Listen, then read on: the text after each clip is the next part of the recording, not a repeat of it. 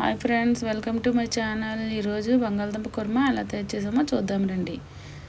ముందుగా స్టవ్ వెలిగించుకొని ప్యాన్ పెట్టుకొని ప్యాన్ వేడెక్కాక ఆయిల్ వేసుకొని ఆయిల్లో పోపు సామాన్లు, వెల్లుల్లిపాయలు,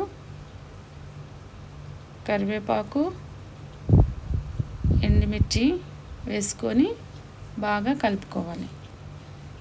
ఇవి బాగా వేగిన తర్వాత ఉల్లిపాయ ముక్కలు, పచ్చిమిరపకాయ ముక్కలు వేసుకొని బాగా వేపుకోవాలి. ఇవి ఉల్లిపాయలు బ్రౌన్ కలర్ వచ్చిన తర్వాత టమాటీలు కూడా వేసుకొని బాగా వేపుకోవాలి.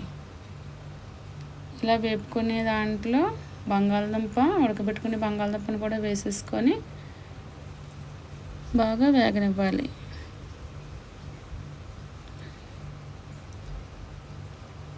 బంగాళదుంపలు వేగిన తర్వాత కొంచెం కారం, ఉప్పు వేసుకొని వాళ్ళ టేస్ట్ సరిపడినంత వాళ్ళు వేసుకొని బాగా ఈ బంగాళదుంపలో కలిసినంత వరకు కలిపి మూత పెట్టి మగ్గనివ్వాలి. ఇలా మూత పెట్టి ఉడికిన తర్వాత కలుపుకుంటే ఎంతో టేస్టీ బంగాళదుంప కుర్మా రెడీ. ఒక బౌల్లో సర్వ్ చేసుకోవడమే. అంతే, ఎంతో టేస్టీ బంగాళదుంప కుర్మా రెడీ.